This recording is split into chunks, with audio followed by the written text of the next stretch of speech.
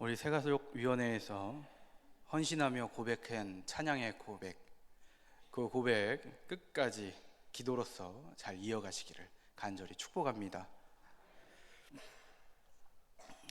우리 새가족위원회 이렇게 모여있는 모습을 보니 그렇게 구성이 된지 모르겠는데, 모여있는이라고 하면 안 되죠. 못해놓은 걸 보니, 맞나요?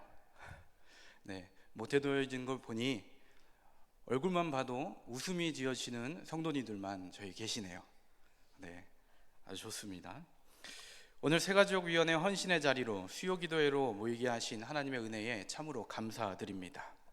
오늘 우리는 새가족위원회 헌신 예배로 모였습니다.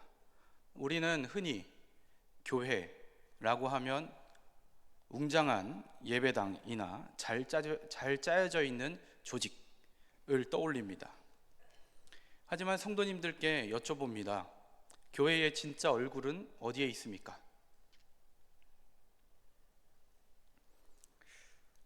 초등학교 때 제 별명이 구슬동자였습니다.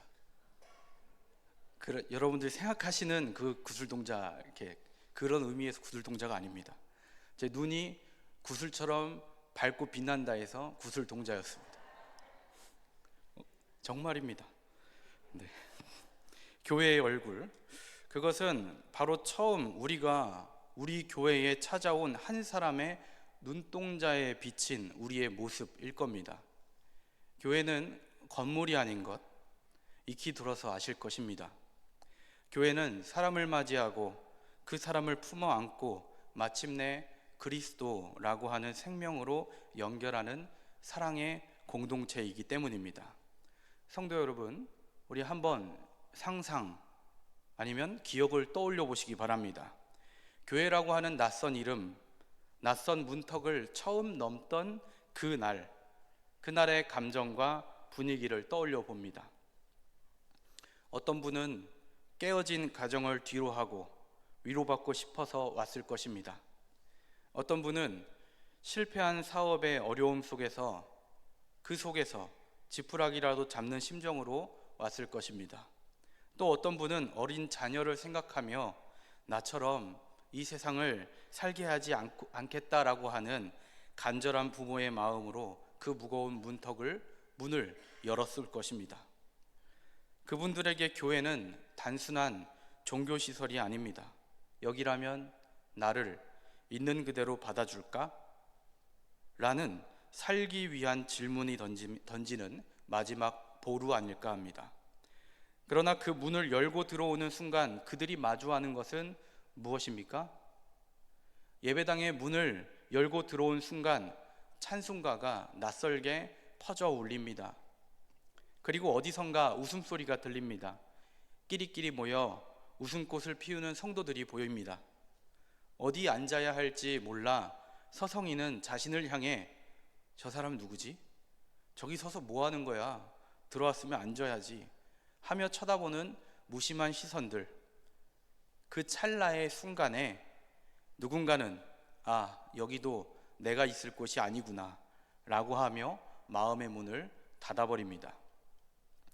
새가족 사역은 바로 그 찰나의 고독을 하나님의 환영으로 바꾸어주는 거룩한 사명입니다. 이 사명을 깊이 이해하기 위해 우리는 먼저 사도 바울이 편지를 썼던 1세기 로마 교회의 풍경을 한번 엿보아야 합니다.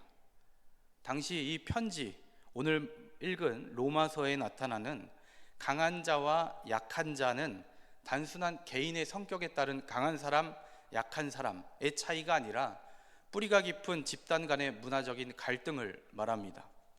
당시 로마 교회는 유대인 그리스도인들과 이방인 그리스도인들이 섞여 있었습니다. 약한 자들은 주로 유대적 배경을 가진 이들이었습니다. 그들은 평생 지켜온 율법, 즉 정결 예법이나 음식 규례 등 버리는 것들을 이 율법을 버리는 것을 두려워했습니다. 그들에게 신앙이라고 하는 것은 지켜야 할 전통이었습니다. 반면 강한 자들은 주로 이방인 배경의 신자들이며 율법에서 자유로워진 이들이었습니다. 그들은 율법 복음 안에서 무엇이든지 먹든 상관이 없다라고 하는 신학적인 논리를 가진 기득권층이었습니다.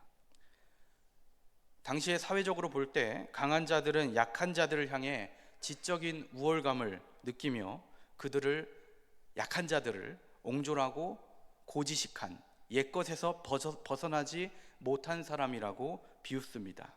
반대로 약한 자들은 강한 자들을 세속적이고 근본 없는 사람들이라고 정죄합니다. 여기서 바울의 위대함이 드러납니다. 바울은 신학적으로는 강한 자들의 편에 서 있음에도 불구하고 공동체의 윤리적인 책임은 강한 자들의 약한 자들에게 있다라고 선포합니다. 너희가 옳으냐 틀리느냐 이것이 중요한 게 아니라 너희의 그 옳음이 약한 형제를 넘어뜨리고 있지는 않는가라고 물음을 던집니다. 즉 강함이라고 하는 것은 권력이 아니라 견뎌낼 책임, 인내할 책임임을 명시하고 있습니다. 오늘날 우리 공동체의 강한 자는 누구입니까? 2000년 전의 갈등을 오늘날 우리 교회의 거울에 비추어 봅니다. 바울이 말한 강한 자는 오늘 어떤 모습입니까? 그들은 단순히 믿음 좋은 사람이 아닙니다. 이 교회의 시스템과 문화에 완벽하게 적응한 기득권자들입니다. 대대로 내려오는 신앙의 가풍을 지닌 모태 신앙인들입니다. 교회의 언어와 문화를 꿰뚫고 있는 직분자들입니다. 성경 지식, 교회 관례에 해박하여 무엇이 틀렸는지 지적하기를 좋아하는 지식층들입니다. 그리고 어느 자리가 상석인지, 주차는 어디가 편한지, 식당 줄은 어디로 서야지 빨리빨리 빠지는지 본능적으로 알고 있는, 그리고 익숙하게 알고 있는 우리 모두입니다. 반대로 교회 안에서의 오늘날의 약한 자는 누구입니까? 복음의 메시지는 고사하고 예배 시간에 언제 일어나야 하는지, 언제 앉아야 하는지조차 몰라 눈치 보고 있는 새 가족들입니다. 세상에서 입은 상처가 너무 커서 누군가 다가오기만 해도 본능적으로 예민하게 반응하거나 움츠러드는 분들. 성경책, 오늘은 신약 성경입니다. 구약 성경입니다. 성경책을 찾는 곳조차 버거워서 손끝이 떨리는 이 시대의 이방인들입니다. 우리는 흔히 새 가족들에게 기대를 겁니다. 교회에 왔으면 좀 달라져야지. 이제 술도 끊고 담배도 끊고 예배 시간 딱딱 지키고 봉사도 좀 하셔야죠. 하지만 바울은 말합니다. 틀렸다. 약한 자에게 요구하지 말고 강한 너가 그 짐을 져라. 이것이 바울이 본 교회의 질서입니다. 공동체의 무게, 짐은 언제나 더 성숙한 어깨가 짊어지어야 합니다. 바울은 선포합니다. 1절 함께 읽어보겠습니다. 시작. 믿음이 강한 우리는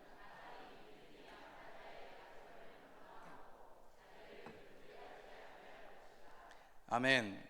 여기서 담당하다는 이 단어는 짐을 대시 짊어지다라고 하는 뜻입니다. 성숙한 신앙이란 내가 더 많이 누리는 권리가 아니라 처음 온 이의 불편함과 낯설음을 내 어깨로 기꺼이 받아내는 인내를 말합니다. 그렇다면 자기를 기쁘게 하지 않는다라고 하는 말은 무엇입니까? 예배 시간에 내가 제일 좋아하는 자리에 앉아 은혜 받는 것보단 길을 헤매이는 새 가족에게 그 자리를 양보하는 것이 나를 기쁘게 하지 않은 실천입니다. 공동 식사 시간입니다. 내가 친한 사람들과 즐겁게 식사하며 교제하고 싶어 하는 욕구를 잠시 누르고 홀로 식판을 들고 서 있는 낯선 이에게 다가가는 것, 그것이 바로 강한 자의 도리입니다. 헌신은 내 열심을 뽐내는 자리가 아닙니다. 헌신은 내 편안함을 깎아 그 타인이 쉴 수 있는 곳을 만드는 작업입니다. 3절 말씀 함께 읽어보겠습니다. 시작. 그리스도께서도 자기를 기쁘게 하지 아니하셨나니 기록된 바 주를 비방하는 자들의 비방이 내게 미쳤나이다 함과 같으니라. 아멘. 3절은 우리 사역의 절대적인 모델을 제시합니다. 예수님 하나님 본체이셨지만 인간의 비천함을 입으셨습니다. 사랑하는 성도님들, 주님을 떠올려 봅니다. 주님께서 우리를 받아주셨을 그때, 그 순간을 떠올려 봅니다. 하나님께서는 우리가 성경에 통달했을 때 우리를 받아주셨습니까? 우리가 도덕적으로 변화되었을 때, 완벽했을 때 받아주셨습니까? 누구에게나 인정받을 만하고 칭찬받을 만하다라고 해서 받아주셨습니까? 안타깝게도 우리는 여전히 죄의 냄새를 풍기고 있습니다. 우리는 하나님을 거역하고 있습니다. 여전히 내 욕심만 챙겼던 약한 자였습니다. 그런데 그거 아십니까? 주님은 그 더러운 우리를 거절하지 않으셨습니다.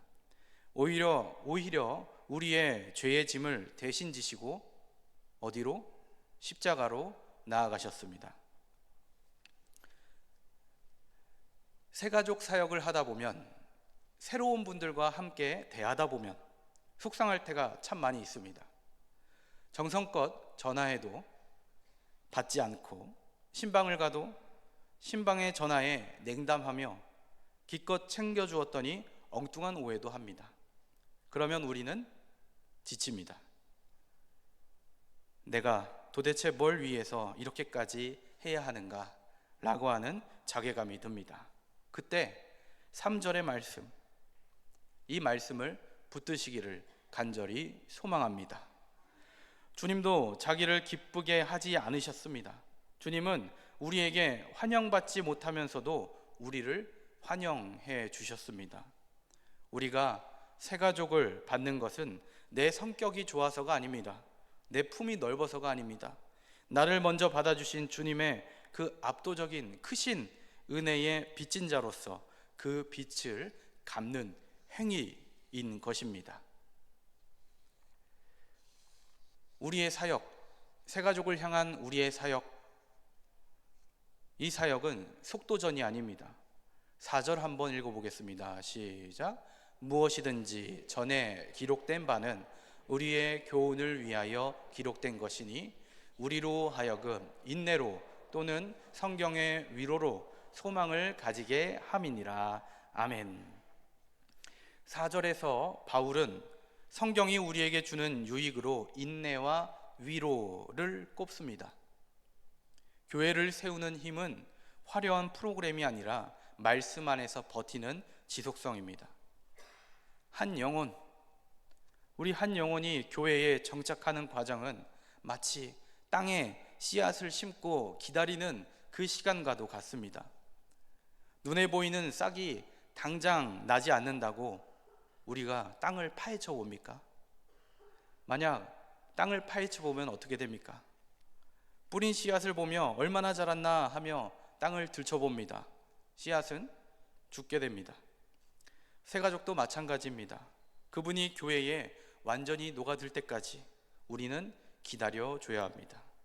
질문이 많아도, 새가족에 엉뚱한 질문이 있어도 응답해주고 인내해줍니다. 어떻게 이런 질문을 해요? 라며 무시하면 안 됩니다. 같은 실수를 반복하면 어떻게 합니까? 그래도 웃어주며 알려줍니다. 한동안 보이지 않아도 끝까지 소망을 품고 기도하며 기다리며 주님 주신 지혜로 그에게 다가가는 것, 이 거룩한 지루함을 견디는 것이 새가족위원회의 사명, 우리의 사명입니다. 이 세상은 성과를 따지지만 하나님은 인내를 보십니다. 우리가 말씀 안에서 인내할 때 성령님께서는 그 새가족의 마음밭에 우리가 심은 사랑의 씨앗, 복음의 씨앗을 자라게 하십니다. 인내는, 참음은 사람의 힘으로 되지 않습니다. 오직 말씀해 주는 위로를 먹을 때에만 가능한 것입니다. 5절과 6절 한번 읽어보겠습니다. 시작. 이제 인내와 위로의 하나님이 너희로 그리스도 예수를 본받아 서로 뜻이 같게 하여 주사 한 마음과 한 입으로 하나님 곧 우리 주 예수 그리스도의 아버지께 영광을 돌리게 하려 하노라. 아멘. 우리의 안내, 공동 식사 때의 다가감의 봉사, 우리의 전화 한 통, 따뜻한 미소가 왜 중요합니까? 세상에서 상처 입고 입술이 굳어버린 사람, 그러나 그가 우리의 환대를 통해 마음의 빗장을 풀고 주님은 사랑이십니다 라고 고백하게 되는 그 순간, 그것이 바로 하나님의 영광이 우리 가운데 이곳에 선포되는 순간일 것입니다. 우리가 새 가족을 위해서 헌신해야 되는 이유는 그 사람이 우리와 함께 하나님을 찬양하는 자리에 서게 하기 위함이기 때문입니다. 새가족위원회뿐만이 아니라 모든 성도님들은 단순히 길을 안내하는 안내원이 아닙니다. 새가족분들이 하나님 앞에 나아가도록 길을 먼저 닦아가는 예배의 개척자들, 길을 만드는 자들입니다. 성도님들이 웃으며 다가가 건네는 주보 한 장, 이 주보 한 장이 한 영혼을 죽음에서 생명으로 옮기는 징검다리가 됩니다. 서로 다른 배경을 가진 사람들이 그리스도의 사랑 안에서 하나가 되어 같은 노래, 같은 찬양을 부르는 것, 이것이야말로 이 땅에서 맛보는 천국의 그림, 천국의 모형입니다. 사랑하는 성도님들, 이제 말씀을 맺고자 합니다. 7절은 우리에게 마지막 권면을 던집니다. 함께 읽겠습니다. 그러므로 그리스도께서 우리를 받아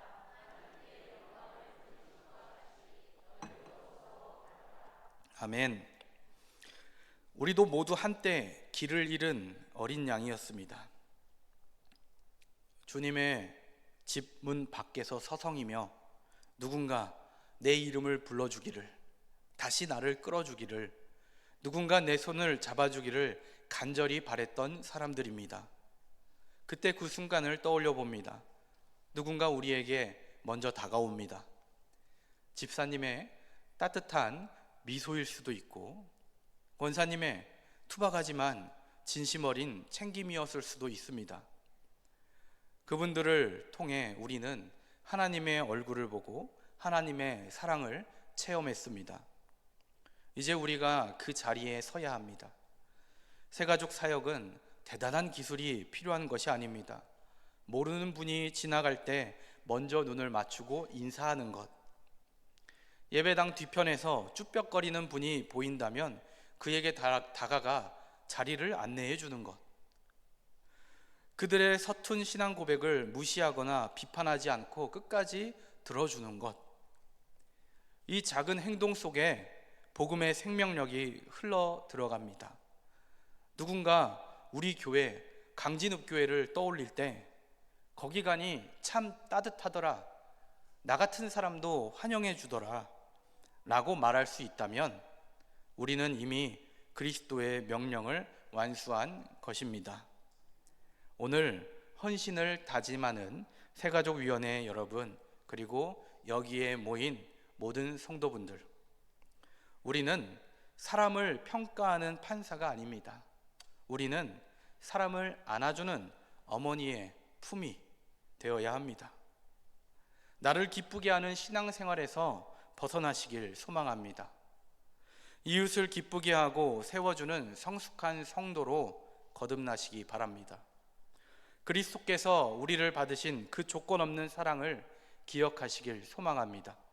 그렇게 우리 곁에 보내주신 소중한 영혼들을 기쁘게 맞이합시다.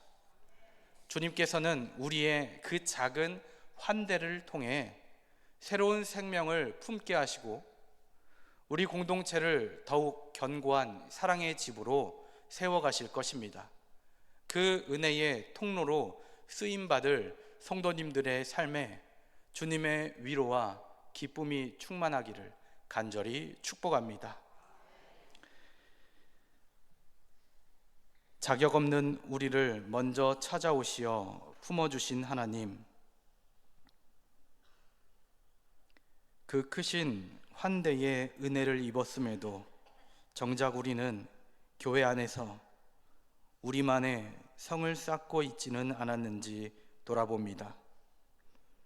낯선 이들의 떨리는 발걸음을 외면하지 않게 하시고 주님께 받은 그 사랑으로 똑같이 그들을 맞이하게 하여 주옵소서. 우리의 하나의 몸짓, 한마디의 말, 한 번의 기도를 통해 천국을 경험하게 하는 피난처인 우리 교회 되게 하여 주옵소서. 예수님의 이름으로 기도합니다. 아멘.